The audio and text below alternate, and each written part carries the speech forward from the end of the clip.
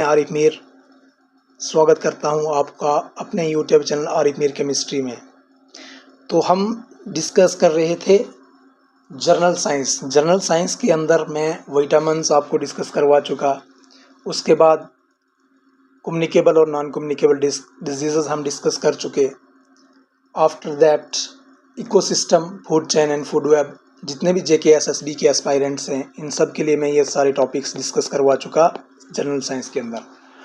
अब जो मैंने टॉपिक चूज़ किया है वो थोड़ा सा मैंने काफ़ी मेहनत करके जो है आपके लिए PDF बनाई हुई है, बहुत ही डिटेल्ड जो है स्टडी, क्योंकि कोशिश ये रहेगी मेरी कि मैं आपको जो भी टॉपिक पढ़ाऊँ उस टॉपिक को जो है पूरा डिटेल्ड स्टडी करवाऊँ, क्योंकि अब JKSSB जो है काफ़ी इन डेप्थ क्वेश्चंस पूछ रही है, कभी स्टेटमेंट बेस्ड क्वेश्चंस पूछ रही है, कभी इतना डीप जाके पूछ रही है कि आप फिर क्वेश्चन अटैम्प्ट करते हो, जब क्वेश्चन आपके सामने आते हो तो आप बोलते हो सर ये कहाँ से क्वेश्चन आ गया, इसका तो हमें समझ में नहीं आ रही, कोई पता ही नहीं चल रहा है क्वेश्चन कहाँ से आया हुआ है।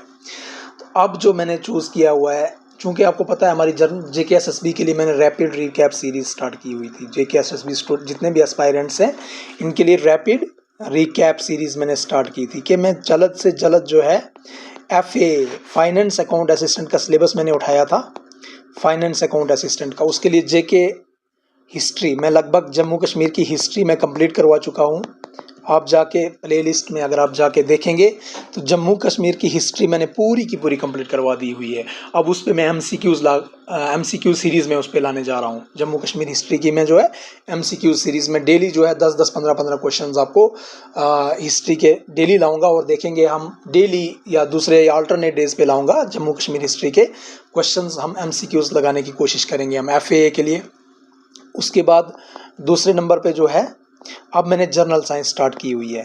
जर्नल साइंस जो है स्टार्ट की हुई है। जर्नल साइंस में भी कुछ टॉपिक्स मैं आपको करवा चुका हूँ, 10 मार्क्स की है, और मैंने आपको एश्योरेंस दी हुई है कि 10 में से 10 मार्क्स आपको देने हैं, दिला दूंगा भाई। 10 में से 10 मार्क्स, 10 आउट ऑफ 10 मार्क्स दिलाऊंगा। लेकिन कंडीशन जो है आपको लेक्चर्स वॉच करने होंगे। ये तो आप समझ भी सकते हैं ना कि लेक्चर्स अगर वॉच नहीं करोगे तो भाई कैसे हो पाएगा। और अब एनवायरमेंटल पोल्यूशन मैंने आपका नेक्स्ट टॉपिक चूज़ किया है। क्या चूज़ किया है? एनवायरमेंटल पोल्यूशन मैंने चूज़ किया है। एनवायरमेंटल पोल्यूशन क्योंकि आप बायो है, पहले बायो ही लेंथी तो इसमें बायो ही है, और बायो को ही अब बायो में थ्योरेटिकल चलना पड़ता है। अब मैं सोच रहा था कि बायो को लिख के आपको समझाऊं, एक एक, जैसे मैंने विटामिन्स को समझाया, लिख के समझाया पूरा विटामिन्स को, तो ज़्यादा लेंथी लेक्चर्स बनने लगे। विटामिन्स को, डिजीज़ को मैंने पूरा आपको जो है लिख के समझाया, एक एक चीज़ लिख के समझाई, तो बहुत लेंथी लेक्चर्स बन गए। ठीक है, इकोसिस्टम समझा दिया मैंने आपको। उसके बाद जो है food chain and food web पूरा समझा दिया हुआ है, food chain and food web. अब मैंने जो है इसके लिए इन्वायरमेंटल पोल्यूशन, अगर पोल्यूशन पे भी मैं लिखना स्टार्ट हो जाऊँ ना तो भाई ये तो 6 घंटे के लेक्चर्स बन जाएंगे। लेकिन इसलिए मैंने सोचा कि मैं आपके लिए एक PDF बना के ले आता हूँ, और PDF में क्या हो जाएगा, आपको एक तो टाइम बच जाएगा, क्योंकि नाम भी रैपिड रिकैप सीरीज़ है। हमें जून से पहले जो है जितना हो सकेगा मैक्सिमम कंटेंट, मैंने आपसे प्रॉमिस किया है कि मैं आपका मैक्सिमम कंटेंट आपको प्रोवाइड करूंगा, बेसिक से एडवांस तक। बेसिक से एडवांस, ऐसा नहीं है कि बिल्कुल जो है टॉप लेवल की चीज़ें करवाई दी जाएंगी, नहीं, बेसिक से एडवांस लेवल तक आपको जो है करवाऊंगा चीज़ें। साइंस है जिसकी 0 है, 0 से हीरो, 0 जिसको आती है उसको 10 आउट ऑफ 10 करवा देंगे भाई मार्क्स। ठीक है, आर्ट्स के स्टूडेंट्स को लेके मैं यहाँ चल रहा हूँ, जिसके बिल्कुल आर्ट्स है, क्योंकि साइंस वालों को तो साइंस आती ही है पहले से ही, लेकिन जो आर्ट्स के स्टूडेंट्स हैं, कॉमर्स के स्टूडेंट्स हैं, ठीक है, उनको मद्देनजर रखते हुए मैं चल रहा हूँ यहाँ पे। ठीक है, फिर उसके बाद हम MCQ साइंस के लाएंगे, उन पर भी थोड़ा डिटेल डिस्कस करेंगे। शॉर्ट ट्रिक्स प्रोवाइड कर देता हूं, जो भी मेरे से बेस्ट पॉसिबल वे होगा वो सारा। साइंस में मेरा आपके साथ कमिटमेंट है कि 10 आउट ऑफ 10। अब जो बिल्कुल ही कुछ नहीं कर पाएगा उसको भी 9 आउट ऑफ 10 तो मार्क्स आने ही चाहिए भाई। ठीक है, जो भी लेक्चर मेरी वॉच करेगा। तो आज का जो हमारा टॉपिक है दैट इज एनवायरमेंटल पोल्यूशन। क्या होती है पोल्यूशन भाई? देखिए, अब यहाँ पे आप देखिएगा, इसको स्क्रीनशॉट ले लीजिएगा, या जो है मैं इसको कहाँ पे शेयर कर दूंगा आपके साथ पूरी PDF। ये ऐसा नहीं है, ये मत सोचेगा कि कहीं यहाँ से आलतू फालतू से बना दी गई है, ये बहुत ही बेहतरीन बुक से PDF बनाई गई है। उस बुक से PDF बनाई है जिन बुक्स को पढ़ के मैंने खुद एग्ज़ाम क्वालिफाई किए हैं भाई। और ऐसे मत समझिए, ये मैं JKSSB के बहुत सारे एग्ज़ाम्स क्वालिफाई करके यहाँ बैठा हूँ और आपको पढ़ा रहा हूँ, ठीक है। बहुत सारे एग्ज़ाम्स क्वालिफाई करने के बाद, 3-4 एग्ज़ाम्स क्वालिफाई करने के बाद आज अकाउंट्स असिस्टेंट पंचायत की एग्ज़ाम भी मैंने क्वालिफाई किया हुआ है और उसी पोस्ट पे मैं आज काम कर रहा हूँ, ठीक है। तो ये मैं उस बुक से मैंने कंटेंट आपके लिए PDF बनाई हुई है, जिस बुक से मैं खुद जो है जनरली पढ़ के एग्जाम लेने जाया करता था, ठीक है। तो सबसे पहले हम देखते हैं पोल्यूशन क्या है। देखिए, pollution is any change in the physical, कोई भी चेंज होगी किसमें, फिजिकल, केमिकल या biological characteristics of the environment. Physical, biological या फिर केमिकल, फिजिकल, बायोलॉजिकल या केमिकल कैरेक्टरिस्टिक्स ऑफ एनवायरनमेंट के अंदर अगर कोई चेंज आती है, चाहे फिजिकल में, चाहे केमिकल या चाहे बायोलॉजिकल कैरेक्टरिस्टिक्स ऑफ एनवायरनमेंट में अगर कोई चेंज आती है तो हम कहेंगे। और कैसी चेंज, ऐसी चेंज जिसके अंदर पोटेंशियल होगा हार्म करने का ह्यूमन लाइफ को, ऐसी चेंज अगर कोई आ जाती है, कैसी चेंज, जिस चेंज के अंदर पोटेंशियल हो कि वो हार्म कर सकती है ह्यूमन लाइफ को या अदर डिजायरेबल स्पीशीज की लाइफ को, तो हम कहेंगे, क्या कहेंगे, या इंडस्ट्रीज को या नेचुरल रिसोर्सेज को, तो हम कहेंगे वो क्या है, पोल्यूशन है। तो पोल्यूशन इज एनी चेंज, कोई भी ऐसी चेंज जो, कैसी चेंज, फिजिकल, केमिकल या बायोलॉजिकल कैरेक्टरिस्टिक ऑफ एनवायरनमेंट में, एनवायरनमेंट के अंदर भाई, फिजिकल, केमिकल या बायोलॉजिकल कैरेक्टरिस्टिक्स के अंदर, किसी भी कैरेक्टरिस्टिक के अंदर, फिजिकल, बायोलॉजिकल या केमिकल कैरेक्टरिस्टिक्स के अंदर एनवायरनमेंट के, ठीक है। और ऐसी भाई ऐसी चेंज कैसी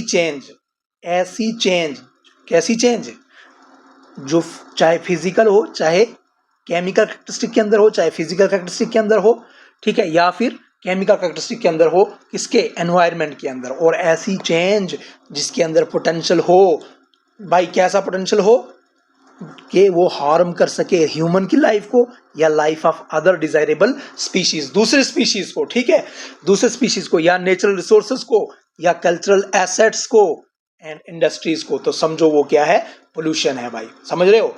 यानी माहौल में कोई भी तब्दीली भाई, अगर उर्दू में आसान लैंग्वेज में आपको समझाऊं, माहौल में कोई भी ऐसी तब्दीली जो भी एनवायरनमेंट को हमारे गंदा कर देती है, ठीक है, चाहे प्लांट्स को, मतलब जो पोल्यूशन का मतलब क्यों समझ लो आप, जो एनवायरनमेंट समझते हो, माहौल, जो भी हमारा माहौल है आसपास का, क्या है, माहौल है, जो हमारे आसपास का माहौल है, उस माहौल में कोई भी ऐसी तब्दीली, चेंज क्या होता है, कोई भी ऐसी तब्दीली जो इंसान, जानवरों, प्लांट्स या कोई भी रिसोर्सेज को नुकसान पहुंचाए भाई, क्या, कोई भी रिसोर्सेज को क्या पहुंचाए, नुकसान पहुंचाए, ठीक है। तो जो एनवायरनमेंट को गंदा या हार्मफुल हो जाए उसे हम क्या कहते हैं, जब एनवायरनमेंट हमारा जो है क्या हो जाए, जब सिंपल लैंग्वेज में आप आर्ट्स वालों को समझाऊं, तो आर्ट्स वालों को ये समझाऊं, जब भी हमारा एनवायरनमेंट क्या हो जाए, गंदा हो जाए भाई, जब भी एनवायरनमेंट हमारा क्या हो जाए, गंदा हो जाए। या मैं आपको बिल्कुल सिंपल लैंग्वेज में आपको समझाऊं तो पोल्यूशन का मतलब है हमारे माहौल में कोई भी ऐसी तब्दीली होना, जो इंसान या जानवरों या प्लांट्स के रिसोर्सेज को क्या पहुंचाए, नुकसान पहुंचाए भाई। तो ऐसी चीज को हम क्या कहेंगे, पोल्यूशन हो गई भाई, गंदगी हो गई, माहौल के अंदर क्या हो गई, गंदगी हो गई। अब एक बात समझिए, दूसरी चीज होती है कंटेमिनेशन, एक होती है पोल्यूशन, दूसरी होती है कंटेमिनेशन का मतलब क्या होता है, जब कोई हार्मफुल जर्म्स या केमिकल्स किसी जगह पर आ जाएं और बीमारी या डिस्कम्फर्ट फैला जाए, तो उसको हम कहेंगे कंटेमिनेशन। और पोल्यूशन का मतलब ध्यान से समझिएगा, कंटेमिनेशन अलग चीज है। कंटेमिनेशन इज द, यहाँ क्या है, कोई हार्मफुल जर्म्स या केमिकल्स किसी जगह पर आ जाएं और बीमारी का सबब बन जाए, तो हम उसे क्या कहेंगे, कंटेमिनेशन कहेंगे। तो पोल्यूशन क्या है, कोई भी एनवायरनमेंट के अंदर गंदगी फैल जाए, समझ रहे। तो ये आप डिफाइन करेंगे तो आपको डेफिनेशन तो कोई पूछेगा नहीं आपको, तो पोल्यूशन सिंपल इतना याद रखिएगा, कोई भी चेंज है फिजिकल, केमिकल या बायोलॉजिकल कैरेक्टरिस्टिक्स ऑफ एनवायरनमेंट के अंदर भाई, ठीक है। और कैसी चेंज है, ऐसी चेंज जिसके अंदर पोटेंशियल होता है to harm the human life, या जरूरी ह्यूमन लाइफ कोई नहीं, to life of other desirable species को भी वो इन्फेक्ट कर सकती है, ठीक है। अब देखिए एक बात और ध्यान में रखिएगा, पोल्यूशन दो किस्म की हो सकती है आपके पास, एक नेचुरल पोल्यूशन होती है, दूसरी एंथ्रोपोजेनिक या मैन मेड पोल्यूशन होती है। पोल्यूशन जो है दो किस्म की हो सकती है, एक मैन मेड पोल्यूशन और एक natural pollution. Man made pollution भी हो सकती है और नेचुरल पोल्यूशन भी हो सकती है। क्या हो सकती है, मैन मेड या फिर नेचुरल। मैन मेड भी हो सकती है, नेचुरल भी हो सकती है। पोल्यूशन दो तरह की हो सकती है, नेचुरल पोल्यूशन भी हो सकती है भाई, याद रखिएगा। पोल्यूशन दो तरीके की हो सकती है, मैन मेड भी हो सकती है और नेचुरल पोल्यूशन भी हो सकती है। क्या हो सकती है? नेचुरल पोल्यूशन, एनएम रूल याद रखिएगा, मैन मेड और natural, NM rule, NM natural और मैन मेड। नेचुरल भी हो सकती है, मैन मेड ही हो सकती है। अब नेचुरल पोल्यूशन को समझिए। नेचुरल पोल्यूशन क्या है? It is caused by natural resources. ये नेचुरल पोल्यूशन नेचुरल रिसोर्सेज से खुद होती है। नेचुरल रिसोर्स जैसे कहीं वॉल्केनिक इरप्शंस हो गई, ठीक है, तो वहां से जब वॉल्केनिक इरप्शन कहीं पे हो रही है, मान लो वॉल्केनो कहीं इरप्ट हुआ, तो वहां से क्या हो जाएगा? रिलीज ऑफ मीथेन, कहीं पे रिलीज ऑफ मीथेन हो रही है पैडी फील्ड से, वॉल्केनिक इरप्शंस हो रही हैं, ठीक है, या रिलीज ऑफ मीथेन हो रही है बाई पैडी फील्ड्स। पैडी जो है ना, हमारे धान के खेत होते हैं, या कैटल्स से जो है मीथेन मार्श गैस निकल रही है, ठीक है। Release of carbon monoxide by plants and animals से कार्बन मोनोऑक्साइड का निकलना, ठीक है। इमिशन ऑफ नेचुरल गैस, कहीं नेचुरल गैस खुद ही जो है रिलीज हो रही है। ओजोन, ठीक है, nitrogen oxide, soil erosion, dust storms, cosmic rays, ultraviolet rays etcetera. These are the sources of natural pollution. ये जो है सोर्सेज किसके हैं? नेचुरल पोल्यूशन के। तो याद रखिएगा, नेचुरल पोल्यूशन भी हो सकती है, घबराना नहीं है आपने। आप बोलोगे कि सिर्फ पोल्यूशन जो है एनवायरनमेंट को गंदा कर सकते हैं, तो माहौल को सिर्फ गंदा इंसान ही करते हैं, नहीं, नेचुरल पोल्यूशन भी हो सकती है। क्या हो सकती है? नेचुरल पोल्यूशन भी हो सकती है। तो पोल्यूशन दो किस्म की हो सकती है भाई, क्या क्या हो सकती है? नेचुरल पोल्यूशन भी हो सकती है, मैन मेड पोल्यूशन भी हो सकती है। तो क्या हो सकती है? पोल्यूशन नेचुरल भी हो सकती है, पोल्यूशन मैन मेड भी हो सकती है। समझ में कुछ बात आई? नेचुरल पोल्यूशन भी हो सकती है, मैन मेड पोल्यूशन भी हो सकती है। अब हम बात करेंगे मैन मेड पोल्यूशन की। किसकी? मैन मेड पोल्यूशन को एंथ्रोपोजेनिक पोल्यूशन भी कहते हैं। क्या कहते हैं? एंथ्रोपोजेनिक पोल्यूशन भी कहते हैं। मैन मेड और एंथ्रोपोजेनिक पोल्यूशन क्या कहते हैं? ये ह्यूमन एक्टिविटीज से होती है। किस वजह से होती है? ह्यूमन एक्टिविटीज से होती है। मैन मेड पोल्यूशन को क्या किसकी वजह से होती है भाई? ये होती है, समझ में बात आ रही हो? किसकी वजह से होती है? ये ह्यूमन एक्टिविटीज की वजह से होती है। ये किसकी वजह से होती है? ह्यूमन एक्टिविटीज की वजह से होती है, जो एंथ्रोपोजेनिक पोल्यूशन भी कहेंगे इसको। मैन मेड पोल्यूशन को क्या कहेंगे? एंथ्रोपोजेनिक पोल्यूशन भी कहेंगे, और ये ह्यूमन एक्टिविटीज की वजह से होगी। जैसे बर्निंग ऑफ फॉसिल फ्यूल्स की वजह से, भाई हम फॉसिल फ्यूल जलाएंगे, डिफॉरेस्टेशन करेंगे, जंगलों को काटेंगे, माइनिंग करेंगे, सीवेज, इंडस्ट्रियल इफ्लुएंट्स, इंडस्ट्रीज से हमारे इफ्लुएंट्स निकलेंगे, जो भी केमिकल्स निकलेंगे, पेस्टिसाइड से, फर्टिलाइजर से, एटसेट्रा। अब एक बात ध्यान रखिएगा, जो amount of man made atmospheric pollution है, एंथ्रोपोजेनिक पोल्यूशन जो है, वो सिर्फ होती है 0.05% ऑफ टोटल। वो सिर्फ इतनी सी होती है। कितनी होती है? 0.05% of total man made pollution, natural pollution का सिर्फ इतना हिस्सा होती है वो, लेकिन वो ज़्यादा डेंजरस होती है। जो हम करते हैं, जो एंथ्रोपोजेनिक पोल्यूशन होती है, ये ज़्यादा डेंजरस होती है। ये क्या होती है? ज़्यादा डेंजरस होती है। अब क्वेश्चन आया कि भाई ये सिर्फ इतने परसेंट होती है उसका, तो फिर ज़्यादा डेंजरस क्यों होती है? हालांकि नेचुरल पोल्यूशन जो है वो ज़्यादा हो रही है, वॉल्केनोज की वजह से, फॉरेस्ट की वजह से, डस्ट स्टॉर्म्स की वजह से, उसकी वजह से, वो जो आप देख रहे हैं कॉस्मिक रेज की वजह से, अल्ट्रावायलेट रेज की वजह से वो ज़्यादा हो रही है। फिर ये ज़्यादा डेंजरस ये वाली क्यों है? क्योंकि इसका इम्पैक्ट जो है ज़्यादा है। क्योंकि इसकी कंसंट्रेशन ज़्यादा होती है सर्टेन लोकेलिटीज़ में, ठीक है। ये ज़्यादा ह्यूमन पॉपुलेशन ज़्यादा स्प्रेड नहीं होती ना इवनली, ये ज़्यादा स्प्रेड इवनली नहीं होती, ये ज़्यादा मत फैलती है, इवनली ज़्यादा स्प्रेड नहीं होती है। इसकी कंसंट्रेशन, इसकी जो है, इसको लोग जो है इनहेल करते हैं, लोकल पीपल जो है ना, पीपल जो इसको इनहेल करते हैं, पीपल इनहेल करते हैं इसको ज़्यादा, पीपल इनहेल करते हैं इसको हायर डोजेस में, ज़्यादा हायर डोजेस में लोकली ज़्यादा, इसकी कंसंट्रेशन ज़्यादा हो जाएगी सिटीज़ में वगैरह वगैरह में। देखो जब ये कंसंट्रेशन ज़्यादा हो जाएगी, समझ रहे हो? एक बात में मैं आपको बताऊं, यानी ह्यूमन मेड पोल्यूटेंट्स जो होते हैं वो ज़्यादा हार्मफुल होते हैं। ह्यूमन मेड पोल्यूटेंट्स जो होते हैं क्या होते हैं? ज़्यादा हार्मफुल होते हैं। याद रखो, ह्यूमन मेड पोल्यूटेंट्स जो होते हैं, ह्यूमन मेड पोल्यूटेंट्स वो ज़्यादा हार्मफुल होते हैं। ह्यूमन मेड पोल्यूटेंट्स क्या होते हैं? ज़्यादा हार्मफुल होते हैं, ठीक है। इसलिए ये सिर्फ 0.05% है, लेकिन क्या है मेरे भाई? बहुत खतरनाक है। तो पोल्यूशन कैन बी एटमॉस्फेरिक। अब पोल्यूशन की कितनी टाइप्स हो सकती है? पोल्यूशन भाई, एयर पोल्यूशन हो सकती है, सॉइल पोल्यूशन हो सकती है, वाटर पोल्यूशन हो सकती है। वो तो दो मेजर टाइप्स हैं ही हैं, natural pollution and man made pollution. लेकिन और भी किसमें हो सकती है पोल्यूशन? एयर पोल्यूशन हो सकती है, ठीक है। एयर पोल्यूशन किसकी हो रही है? उसकी बेस से किसकी पोल्यूशन हो रही है, गंदगी कहाँ हो रही है, किस चीज, कौन चीज पोल्यूट हो रही है, which thing is getting polluted. क्या एयर पोल्यूट हो रही है तो एयर पोल्यूशन हो गई, क्या आपकी साइल पोल्यूशन हो रही है तो साइल पोल्यूशन, साइल पोल्यूट हो रही है तो साइल पोल्यूशन हो गई, क्या वाटर पोल्यूट हो रहा है तो वाटर पोल्यूशन हो गई, क्या आपकी कोई आपका जो है और कोई चीज पोल्यूट हो रही है तो नॉइज में पोल्यूशन हो रही है तो नॉइज पोल्यूशन हो गई, आपकी थर्मल पोल्यूशन हो सकती है, आपकी डस्ट पोल्यूशन हो सकती है, तो बहुत सारी किस्म की पोल्यूशन होती है। ठीक है, ये आपको पढ़नी है भाई, ये आपको पढ़नी है, सारी की सारी पढ़ाई जाएंगी आपको, सारी की सारी आपको पढ़ाई जाएंगी या अच्छे से पढ़ाई जाएंगी, बस आप जुड़े रहिएगा। ये मैंने आपको कंटेंट बना के लाया है, इसीलिए लेक्चर थोड़ा लेट अपलोड हो रहा है, क्यों, क्योंकि मैं कंटेंट बनाने में थोड़ा सा बिजी रहा।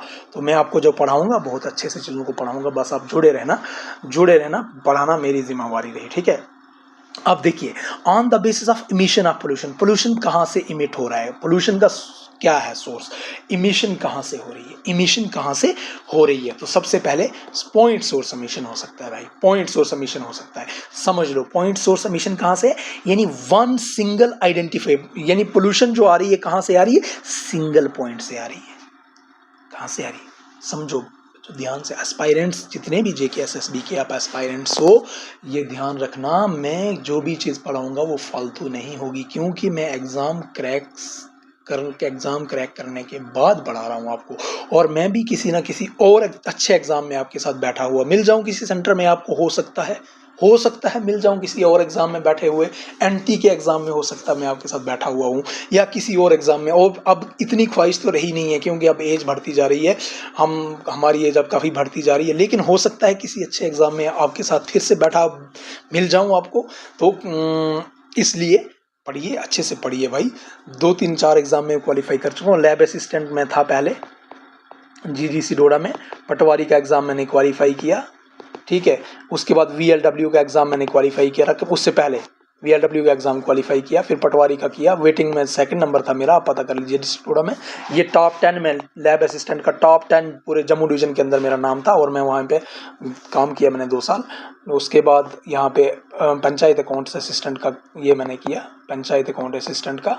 फिर अब जो है देखते हैं किसी और एग्ज़ाम में भी अगर टाइम मिल गया बैठने का। थोड़ा सा हेल्थ इशू हुआ, वरना मैंने यहाँ पे केमिस्ट्री का जो ये जो एग्ज़ाम आ रहा था लेक्चर का, यहाँ पे थोड़ा सा मेरे हेल्थ सही नहीं रही पाई मेरी, अदरवाइज़ मैं इसको भी एग्ज़ाम को तैयार कर रहा था, क्योंकि एक तो सोशल रिस्पॉन्सिबिलिटीज़ बढ़ चुकी थी, फैमिली थी, एक जॉब थी, तो पढ़ना बहुत मुश्किल हो जाता है, आपको खुद पता है, जो लोग आप समझते हैं। तो फिर हेल्थ इशू साथ में हो जाए अगर, तो अब थोड़ा सही हो गया है, तो इसलिए ये वाली लाइन पकड़ी हुई है पढ़ाने वाली, क्योंकि पैशन टीचिंग है हमारा, अल्टीमेट पैशन जो है वो टीचिंग है। तो टीचिंग के लिए ही जो है आपको पढ़ा रहा हूँ, तो आप पढ़िए भाई, अच्छे से पढ़िए। बस कोशिश ये है कि आप लोग पढ़ जाएं, 1-2 बंदा भी सीख जाए ना अच्छे से चीज़ें, तो बस भाई और क्या है चाहिए, यही चाहिए।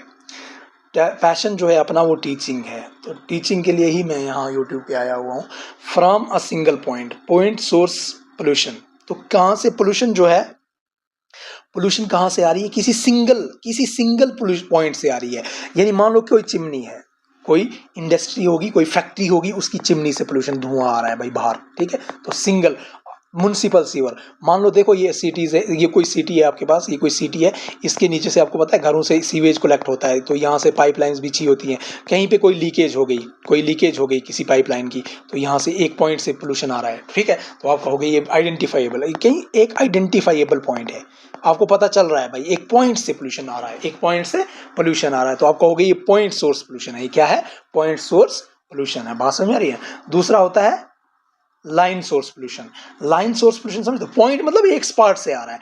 लाइन सोर्स पोल्यूशन क्या होगा भाई, पोल्यूशन अलोंग द लाइन है भाई, अलोंग द लाइन है। देखो जैसे भाई रोड्स, अगर व्हीकल चल रहा है, कोई गाड़ी चल रही है, तो भाई लाइन है, तो रोड, अब गाड़ी चल रही है तो धुआं फेंकते हुए चल रही है along the road due to automobile exhaust, तो ये उसको हम कहेंगे लाइन सोर्स पोल्यूशन है। तीसरा होता है एरिया सोर्स, कहाँ से आ रहे हैं, फ्रॉम अ लार्ज एरिया, कहाँ से आ रहे हैं पोल्यूशन आ रही है, कहाँ से, लार्ज एरिया से, किसी लार्ज एरिया से, कोई इंडस्ट्रियल एस्टेट से आ रही है, कोई माइनिंग एरिया से आ रही है, कोई माइनिंग रीजन है मान लो, तो वहाँ से पोल्यूशन आ रही है, माइनिंग रीजन से पोल्यूशन आ रही है, तो वापस ऐसे को क्या बोलोगे, एरिया सोर्स। फिर होता है diffuse source pollution, diffuse source, it is over a large area, ये स्कैटर्ड होता है। ठीक है। और याद रखो एरिया में क्या होता है, मैनी सोर्स होंगे एक रीजन में, एरिया सोर्स में क्या होगा, मैनी सोर्सेज होंगे एक रीजन में। डिफ्यूज सोर्स में तो आप बता सकते हो, यहाँ डिफ्यूज है, पोल्यूशन क्या होगा, स्प्रेड होगी। डिफ्यूज में क्या होगा, पोल्यूशन जो है ना स्प्रेड होगी। डिफ्यूज नाम से ही पता चल रहा है, पोल्यूशन जो है वो स्प्रेड आउट होगी, किसी एक जगह से नहीं आ रही होगी, सिंगल सोर्स से नहीं होगी। स्प्रेड आउट, पोल्यूशन क्या होगी, स्प्रेड आउट होगी, सिंगल से नहीं आ रही होगी, सिंगल क्लियर सोर्स नहीं होगा, सिंगल क्लियर सोर्स नहीं होगा, ठीक है। जैसे मान लो कोई पेस्टिसाइड डाला आपने, स्प्रे किया पेस्टिसाइड, अब वो पेस्टिसाइड जो है बारिश के साथ धुल गया, ठीक है, पेस्टिसाइड जो है वॉश हो गया तो क्या वो एक जगह पे रह जाएगा, नहीं, वो डिफ्यूज हो जाएगा, ठीक है। इस तरह से fixed source pollution, fixed source pollution में क्या होता है भाई, कोई स्टेशनरी प्लेस है भाई, मान लो कोई स्मॉल स्केल इंडस्ट्री है, कोई स्मॉल स्केल वो फिक्स्ड सोर्स है, वहां से पोल्यूशन कंटिन्यूअसली आती जा रही है। तो कोई इंडस्ट्री है तो कोई वहाँ पे बड़ी बड़ी फैक्ट्रीज लगी होंगी, बड़ी बड़ी फैक्ट्रीज, बड़े बड़े पावर प्लांट्स लगे होंगे, बड़े बड़े स्मेल्टर्स लगे होंगे, इलेक्ट्रिक पावर प्लांट्स लगे होंगे, तो वहाँ से धुआं बाहर आ रहा है, कभी कुछ आ रहा है, तो that is the fix source plant, ठीक है, वहाँ से फिक्स्ड है वो। तो these are the source of pollution, these are the source of pollution, ठीक है। नेक्स्ट आपका आता है पोल्यूटेंट क्या होता है, ये समझना भाई, अच्छे से चीजें समझना मेरे भाइयों, इनमें से क्वेश्चन देखो आगे आगे पता चलेगा आपको क्वेश्चन किस तरह के आते हैं। ये तो बेसिक इंट्रोडक्शन है, ये उनके लिए आर्ट्स वालों को भी लेके चल रहा हूँ ना साथ में, तो आर्ट्स क्योंकि 10 आउट ऑफ 10 ऐसे नहीं आते हैं, लेक्चर्स पढ़ने पड़ेंगे तब 10 में से 10 आएंगे, क्योंकि बायो ही तो लेंथी है, बायोलॉजी ही तो लेंथी है, बायोलॉजी में ही तो इन डेप्थ स्टडी करनी पड़ेगी, वरना केमिस्ट्री फिजिक्स में तो खाली फार्मूले हैं, क्वेश्चन करवा दूंगा बस कहानी खत्म। केमिस्ट्री तो मेरा अपना सब्जेक्ट है, उसमें क्या ही होगा, फिजिक्स है तो फिजिक्स में क्या ही है, कुछ फार्मूलेज देखने हैं, उसमें से क्वेश्चन लगाने हैं, बस खत्म। लेकिन बायोलॉजी तो लेंथी है भाई, बायोलॉजी को तो आपको अच्छे से देखना पड़ेगा, बायोलॉजी में डिटेल स्टडी करनी पड़ती है, समझ रहे हो। अब ये सोच रहे होंगे सर इतनी बड़ी बड़ी पीडीएफ्स लेके आए हो, क्या करें सर, क्या करें, करना पड़ेगा मेरे भाइयों, क्या करना पड़ेगा। बायोलॉजी देख लो, केमिस्ट्री में कुछ नहीं है, केमिस्ट्री कुछ नहीं है, वो तो अपना सब्जेक्ट है, उसको छोड़ दो। फिजिक्स में कुछ न्यूमेरिकल्स होंगे, कुछ फार्मूलेज करवा देंगे, आपको समझा दूंगा, कोई मसला नहीं है फिजिक्स का, ठीक है। बायोलॉजी के अंदर तो स्टडी करनी पड़ती है, डिटेल स्टडी करनी पड़ती है, तब जाके कोई क्वेश्चन फंसेगा आपको, ठीक है।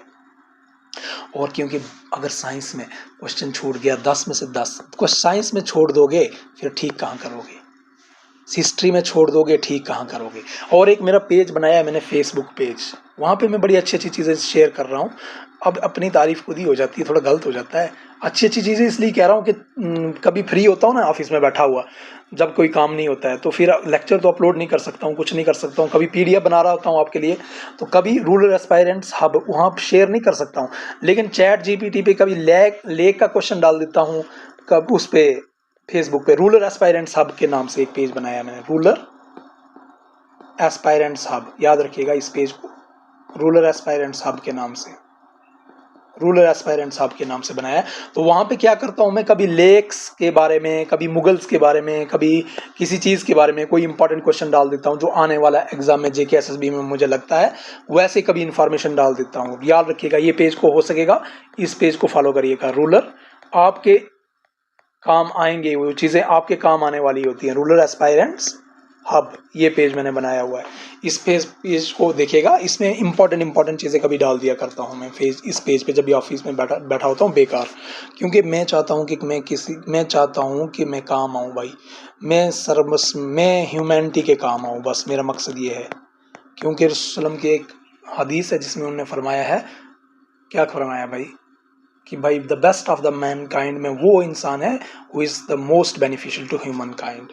हाँ, ह्यूमैनिटी के लिए जो बेनिफिशियल है, जो बेस्ट पर्सन वो रहेगा, बेस्ट पर्सन वो है जो ह्यूमन काइंड के लिए, जो ह्यूमैनिटी के लिए बेनिफिशियल है, जो ह्यूमैनिटी के लिए बेनिफिशियल है। तो मैं चाहता हूँ कि ह्यूमैनिटी के लिए मैं किसी तरह से बेनिफिशियल बन जाऊँ, ठीक है, चाहे वो एक नंबर दे के किसी के लिए बन जाऊँ, जेके एसएसबी में कोई मेरी वजह से सिलेक्ट हो जाए, किसी गरीब घर का चिराग जल जाए, फ्री में पढ़ाने का मेरा प्रयास यही है, ठीक है। पोल्यूटेंट क्या है, ये एक ऐसा सबस्टेंस होगा भाई। पोल्यूटेंट क्या होगा, देखिए आप, पोल्यूटेंट क्या है, कोई सबस्टेंस होगा, क्या होगा, कोई सबस्टेंस होगा या कोई केमिकल होगा जो जिसके अंदर पोटेंशियलिटी होगी, क्या होगी, पोटेंशियलिटी होगी टू अफेक्ट करने की, क्या अफेक्ट करने की, कैरेक्टरिस्टिक्स ऑफ एनवायरनमेंट भाई, वो एनवायरनमेंट को, यानी कोई भी ऐसा सब्सटेंस या कोई भी ऐसा फैक्टर सिंपली समझ लो, अगर सिंपल लैंग्वेज में आपको समझा दूं ना, तो वो कोई भी ऐसा सब्सटेंस या फैक्टर जो एनवायरनमेंट को नुकसान पहुंचा सके, जो एनवायरनमेंट को नुकसान पहुंचा सके, एनवायरनमेंट को नुकसान पहुंचा सके, क्या बता सकता हूँ? पोल्यूटेंट, कोई भी ऐसा सब्सटेंस, कोई भी ऐसा सब्सटेंस, कोई भी ऐसा सब्सटेंस या फैक्टर भाई, जिसको जो कोई भी ऐसा सब्सटेंस या फैक्टर, कोई भी ऐसी चीज जो क्या करेगी, जो क्या करे, जो एनवायरनमेंट को नुकसान पहुंचाए भाई, उसे आप पोल्यूटेंट कहोगे। कोई भी ऐसा सब्सटेंस, चाहे वो केमिकल हो, चाहे वो कुछ भी हो, जो एनवायरनमेंट को क्या पहुंचाए, एनवायरनमेंट के लिए एनवायरनमेंट को नुकसान पहुंचाए। समझ रहे हो? क्या करे, जो एनवायरनमेंट को नुकसान पहुंचाए। बात समझ रही? तो मैं ऐसी चीज बता दूं आपको, कोई भी चीज हो सकती है भाई, हम ऐसा बता दें इसको कि कोई भी सब्सटेंस होगा, right substance in wrong place, कोई भी सब्सटेंस, कोई अच्छी चीज होगी, लेकिन अगर वो जगह गलत जगह चली गई तो भाई समझ लो वो पोल्यूटेंट बन गया। ठीक है? हाँ, अगर कोई राइट सब्सटेंस है लेकिन अगर वो गलत जगह चला गया तो वो क्या होगा, वो चीज जो है आपकी वो होगी, पोल्यूटेंट बन जाएगी। पोल्यूटेंट क्या है? Anything, anything, anything, anything, anything that has any substance that is harmful for the environment, जो एनवायरनमेंट के लिए क्या है। अब यहाँ डेफिनेशन लिख रखी है, ये तो आपको नहीं, इतने आपको डेफिनेशन याद नहीं रखनी, आपको चीजें समझनी है। कोई ऐसा सब्सटेंस, कोई ऐसा केमिकल या factor which has potentiality to adversely affect the natural characteristics of environment.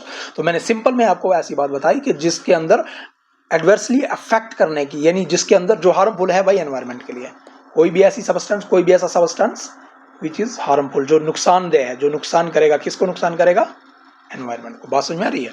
अब जैसे यहाँ पे लिखा है पोल्यूशन में भी है substance in wrong place, pollution नहीं, पोल्यूटेंट, पोल्यूटेंट में भी है सब्सटेंस, पोल्यूटेंट कोई भी सब्सटेंस हो सकता है जो रॉन्ग जगह पे हो गया। फॉर एग्जांपल फर्टिलाइजर, मान लो क्या है, फर्टिलाइजर काज करेगा क्या, वाटर पोल्यूशन। अगर वो खेत में ही है तो ठीक है भाई, लेकिन बारिश के साथ आके पानी में चले गया तो क्या कर लेगा भाई, वाटर पोल्यूशन कर लेगा भाई। बात समझ आ रही है ना? अब पोल्यूटेंट्स की भी किस्में होती हैं भाई, पोल्यूटेंट की भी किस्में होती हैं, समझ नहीं है आपको कितनी किस्में होंगी। देखिए पोल्यूटेंट की अलग अलग किस्में ऑन द बेस। पोल्यूटेंट, सबसे पहले आपके पास कोई प्राइमरी पोल्यूटेंट हो सकता है। क्या हो सकता है? Primary pollutant. प्राइमरी पोल्यूटेंट क्या होगा भाई? प्राइमरी पोल्यूटेंट ऐसा पोल्यूटेंट जो जिस फार्म में बना है वही होगा। क्या प्राइमरी पोल्यूटेंट क्या होगा? बात समझ आ रही है ना? प्राइमरी पोल्यूटेंट, पोल्यूटेंट क्या समझ गए आप? कोई भी सब्सटेंस जो हार्मफुल है, नुकसानदेह है, किसके लिए, एनवायरनमेंट के लिए। ठीक है? प्राइमरी पोल्यूटेंट क्या है? प्राइमरी पोल्यूटेंट जो डायरेक्टली एनवायरनमेंट में रिलीज होता है और सेम फार्म में रहता है, जो एनवायरनमेंट में डायरेक्ट रिलीज हो गया और उसी फार्म में रहा, जिस फार्म में रिलीज हुआ उसी फार्म में रहा। जैसे कार्बन मोनोऑक्साइड, जिस फार्म में रिलीज हुआ उसी फार्म में रहा और हार्मफुल है। Carbon monoxide, sulphur dioxide, COSO2, ये इसी फार्म में रिलीज होते हैं, इसी फार्म में रहते हैं और हार्मफुल हैं। अब कार्बन मोनोऑक्साइड है डायरेक्ट, प्राइमरी मतलब जिस फार्म में गया उसी फार्म में है और हार्मफुल है। CO कोई फार्म में नहीं, इसी फार्म में रिलीज हुआ और इसी फार्म में हार्मफुल भी है भाई। जिस फार्म में गया उसी फार्म में ये हार्मफुल भी है, जिस फार्म में गया उसी फार्म में ये हार्मफुल भी है। SO2 इसी फार्म में रिलीज हुआ, इसी फार्म में ये हार्मफुल भी है। सेकेंडरी पोल्यूटेंट क्या होता है मेरे भाई? सेकेंडरी पोल्यूटेंट, पोल्यूटेंट किसी प्राइमरी चेंज से बनता है या रिएक्शन से बनता है। सेकेंडरी पोल्यूटेंट जो रिएक्शन से बनता है, याद रखना है आपने। सेकेंडरी पोल्यूटेंट क्या होगा? ऐसा पोल्यूटेंट, अब देखो ये अब आने लगी ना JKSSB वाली चीजें। अब सोच रहे होंगे ऊपर तो डेफिनेशन है, हमने क्या करनी है सर? नहीं, अब ये चीजें आने लगी ना, ये JKSSB में पूछे जाने वाली चीजें हैं। सेकेंडरी पोल्यूटेंट क्या है सर? पोल्यूटेंट वो पोल्यूटेंट जो प्राइमरी या फिर प्राइमरी 1 से बनेगा या फिर रिएक्शन, किसी रिएक्शन से बनेगा। जैसे सर एग्जांपल बता दूं ना मैं, सर मान लो नाइट्रोजन ऑक्साइड और हाइड्रोकार्बन और सनलाइट से मिलके बनता है ओजोन, ये पैन। जैसे for example sir, nitrogen oxide से हाइड्रोकार्बन रिएक्ट करते हैं और फोटोकेमिकली रिएक्ट करते हैं और बनाते हैं पेरोक्सीनाइट्रेट और ओजोन, क्या बना देते हैं, जैसे फोटोकेमिकल रिएक्शन। जैसे क्या क्या सर बताओ, फिर से बताओ। जैसे NO2 nitrogen oxide plus hydrocarbon react करते हैं, कोई भी हाइड्रोकार्बन, आप कौन सा हाइड्रोकार्बन है देख लेंगे, रिएक्ट करके फोटोकेमिकली रिएक्ट करते हैं HNU, मैंने HNU का फोटोकेमिकली, और ये बना लेते हैं पैन। पैन होता है पेरोक्सी एसिटाइल नाइट्रेट पैन, और ओजोन बना लेता है, ठीक है, ओजोन बना लेता है।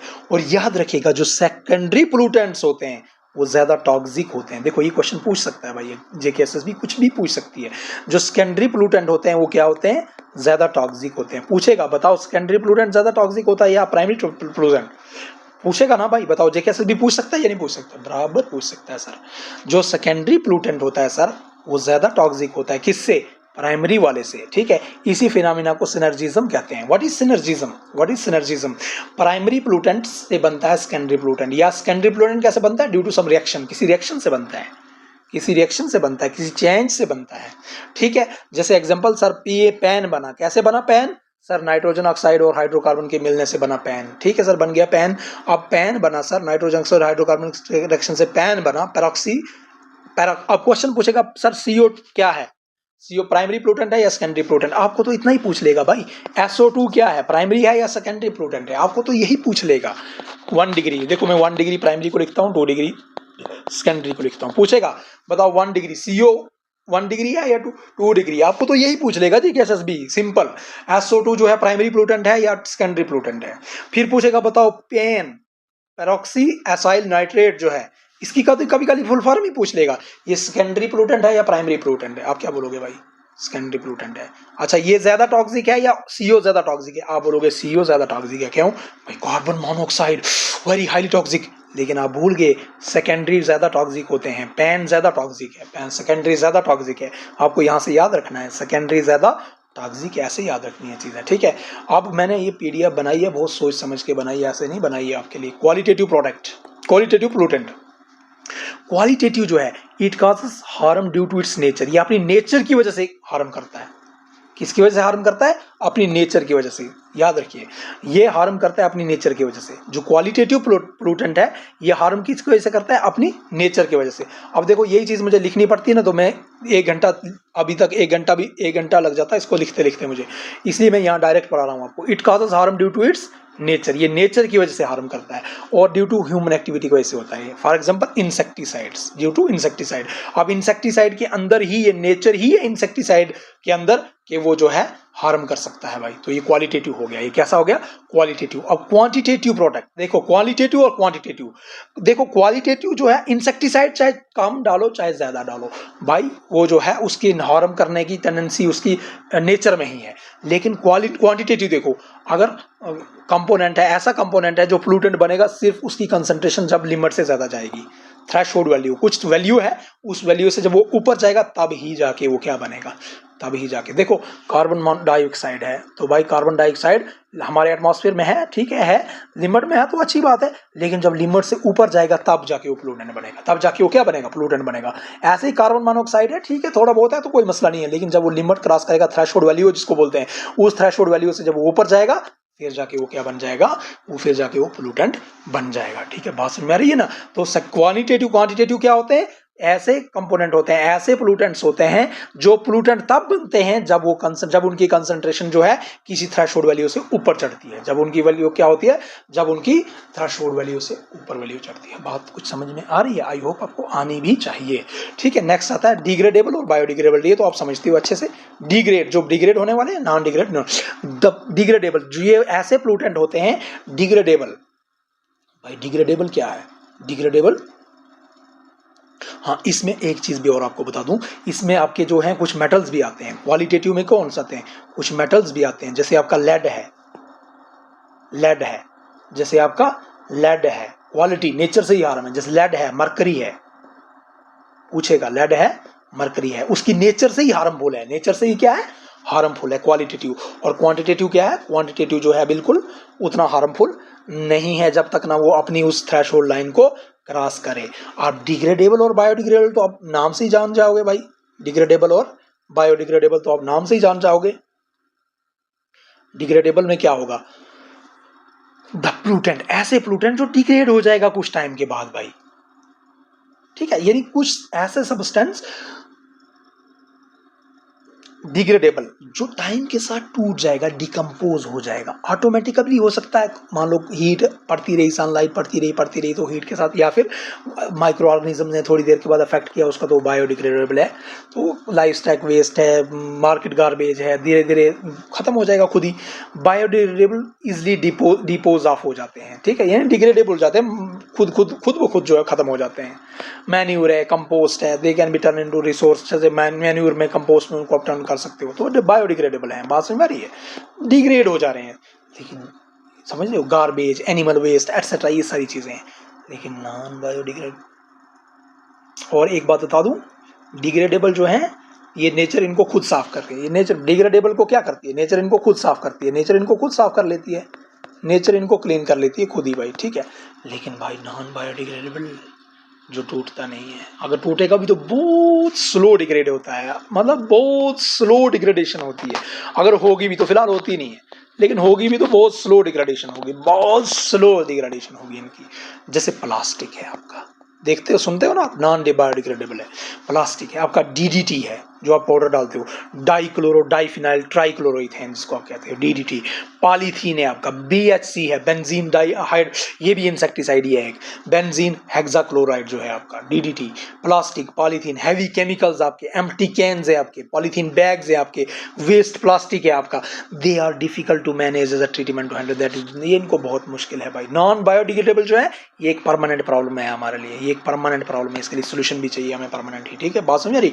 तो ये आपकी यहाँ तक आपके आगे पोल्यूटेंट क्या होता है, पोल्यूशन क्या होता है, पोल्यूटेंट पोल्यूशन कितनी किस्म की होती है, और ये सारी चीजें हमने आज तक समझ ली। अब कल हम समझेंगे एयर पोल्यूशन, कल हम समझेंगे सबसे पहले एयर पोल्यूशन, उसको कंट्रोल, एयर पोल्यूशन किस तरह से होती है, क्या क्या फैक्टर्स हैं, फिर किस तरह से, इसी में हम स्मॉग भी समझेंगे, स्मॉग क्या होता है, फिर कंट्रोल कैसे किया जाता है एयर पोल्यूशन को, ये सारी चीजें हम समझेंगे फिर पहले एयर पोल्यूशन में, ठीक है। तो thank you for cooperation. I hope आपको ये सारी चीजें समझ में आ रही होंगी। तो आपको घबराना नहीं है, बस जुड़े रहना है, मेरे पेज को भी फॉलो करना, उस फेसबुक पेज को, वहाँ पे मैं इंपॉर्टेंट चीज़ें बीच बीच में डालते रहता हूँ। तो अगर आपको लेक्चर्स पसंद आ रहे हैं तो इनको लाइक शेयर और सब्सक्राइब ज़रूर करिएगा मेरे चैनल को। और अगर कोई कमी आपको लग रही है कि सर इस तरह नहीं होना चाहिए था, थोड़ा इस तरह होना चाहिए, तो देखिए मेरा भी फर्स्ट टाइम है यहाँ, हाँ मैंने ऑफलाइन पढ़ाई हुई है चीज़ें, लेकिन ऑनलाइन के अंदर चूंकि मैं भी फर्स्ट टाइम मेरे इस प्लेटफॉर्म पे आया हुआ हूँ, तो अगर कोई चीज़ें आपको लगती हैं कि सर इस तरह नहीं होना चाहिए, ये थोड़ा इस तरह होना चाहिए, तो लेट मी नो भाई, मुझे उस तरह से थोड़ा सा मुझे कमेंट्स में बता दीजिए करिए कि इस तरह से कर दीजिएगा, तो मैं थोड़ा सा अपनी आपको इम्प्रूव करने में मुझे कोई दिक्कत नहीं है। I will improve the things, मैं उसी तरीके से अकॉर्डिंगली, क्योंकि अल्टीमेटली मैं अपने लिए नहीं कर रहा हूँ भाई, ultimately I am doing for you, मैं आप लोगों के लिए, मैं चाहता हूँ कि आप लोग कुछ सीख जाओ इस चीज़ से, जो मैं पढ़ाऊँ इसका कुछ फ़ायदा आपको पहुँचे। अगर अल्टीमेटली आपको फ़ायदा नहीं पहुँचेगा तो देन ये तो फिर क्या फ़ायदा रहेगा इस चीज़ का, फिर ये अल्टीमेटली ये सेशन जो है ये फ्रूटफुल होने चाहिए ना भाई, तभी जाके तो फ़ायदा होगा, तभी जाके तो कुछ इसका वो निकलना चाहिए।